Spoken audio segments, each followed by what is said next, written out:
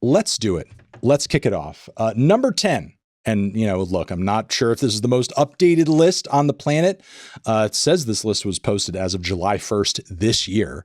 So I'm guessing this is like the most updated this could possibly be in terms of streams overall.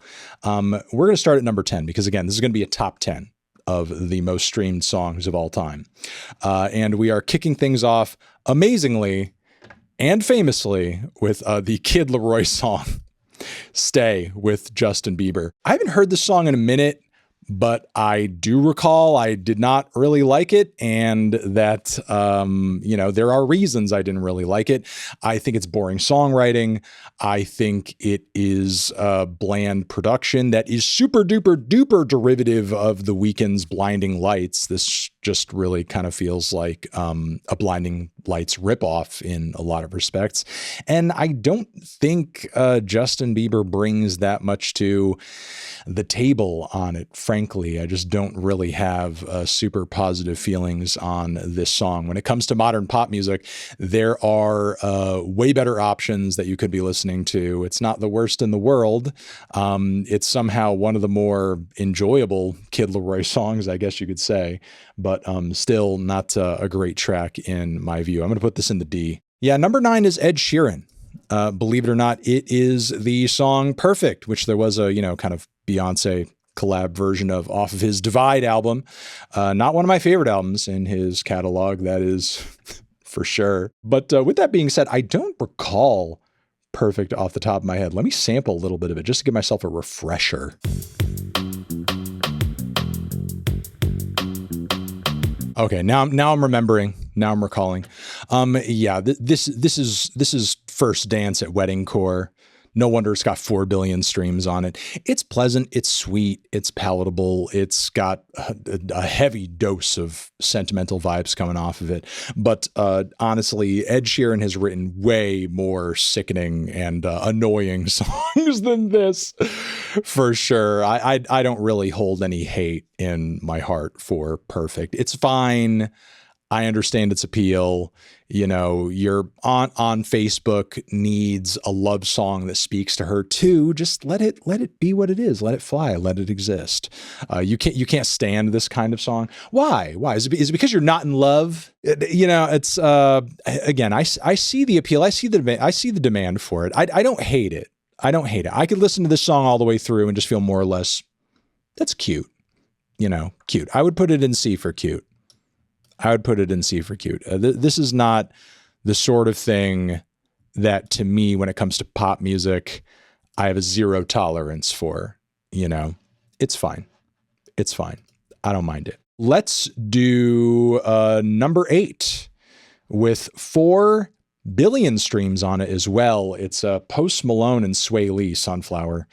Off of that Spider-Man soundtrack. Despite the song being so massively popular and being everywhere, and even being in a movie that I very much enjoyed personally, I was really able to kind of like escape this song for the most part. It was never sort of like at a point where it was ever overplayed or oversaturated, at least for me. Like, I heard it in passing maybe a few times, like when I was leaving the fucking theater and the credits were rolling. And I was like, I don't know if I really like this. It's just whatever. I feel like I've mostly been able to avoid it. Let me refresh my memory on it.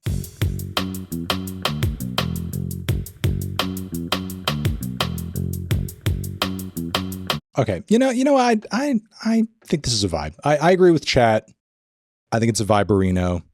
It's not bad. It's sweet. It's cute. The groove is there. The production's very simple, but it's got like kind of these boomy atmospheric elements that are really nice touches. Sway Lee, like almost every line coming out of his silly ass mouth is catchy as hell, especially that chorus. Some of those vocalizations at the start I could do without, but it's a vibe. It's a sweet one. I get the appeal in it. I'd put it in the B. You give it a B. For boy, oh boy, that's pretty solid. Okay, sitting at number 7 with 4.3 billion streams is, of course, One Dance, Drake and Wizkid.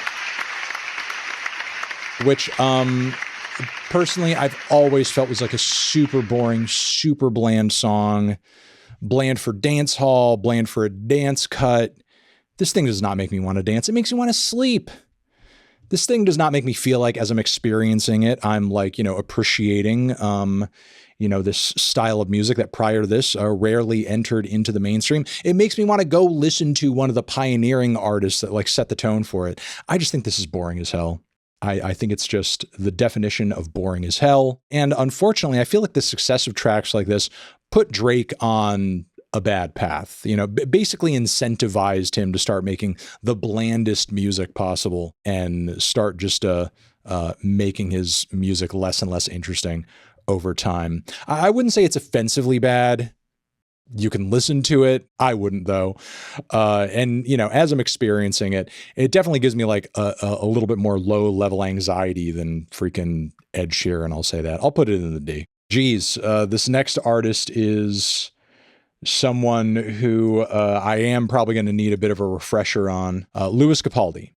Someone You Loved. Once I hear it, I probably will recognize it. Lewis Capaldi has an interesting sort of like quality of like, I am familiar with some of his songs, and in some contexts I will recognize them, but I won't necessarily recognize them as him.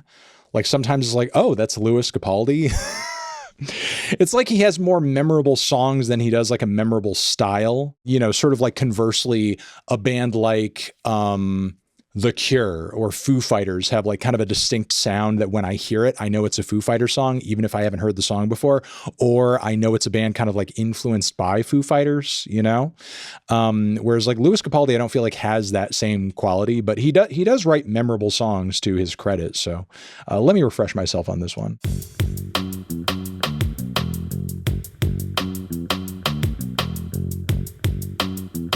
Ugh, they play this in department stores. I feel it's hard to say I recognize it because here's the thing. He can sing sort of. I mean, the strained bits are annoying, and I don't really like hearing Lewis Capaldi's lower register quite as much, which maybe again is part of the reason why sometimes it's hard for me to recognize him, because he doesn't always sing exactly with this delivery. But with that being said, why would they play this in a department store? You want to be this sickeningly miserable in Target? Like what? I would put the clothes back. I would put the clothes back. I would put the electronics back. I would put the groceries back. I'd put it all back. Yeah, this is not my vibe at all. And a lot of sort of like things that annoy me and grind my gears, if you want to call it that, about sort of like, millennial piano ballads and saccharine, overly miserable, radio tunes like this. Not feeling it. This next one's from Harry Styles. As It Was. A song that upon first introduction, I thought was boring as hell. I thought, was listenable, but felt like a much more atmospheric, uninteresting version of The Strokes. I still kind of feel that way. I do think there is something about its chorus that is faintly memorable. Like thinking about it now, I can recall the tune in my head, and, it's got a pleasant beat.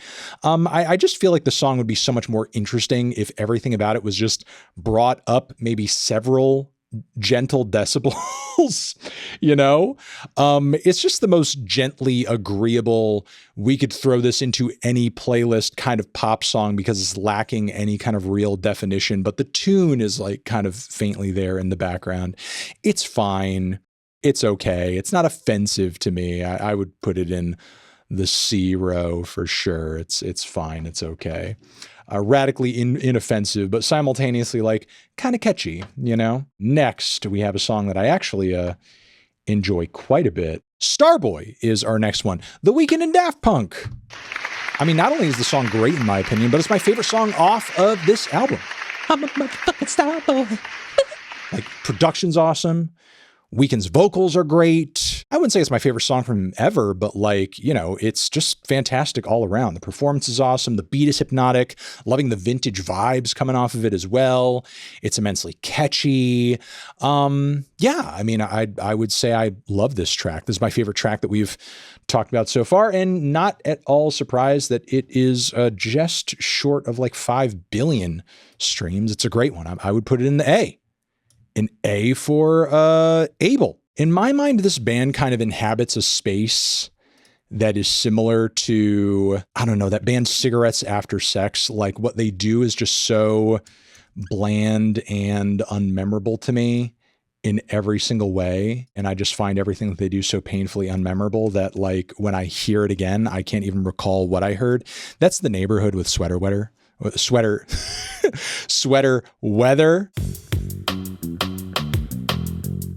Yeah, I knew I wasn't going to like this. Because I've heard this song multiple times, but like it's one of those tracks that like I mentally flush out of my memory. It just goes down the toilet, because to me, this is like everything that Foster the People did and everything Cold War Kids did, but it sucks more and it's more boring and it has like whinier vocals. MFs will hear this one and think they got unique taste. That's it. That's also kind of another problem with bands and with songs like this.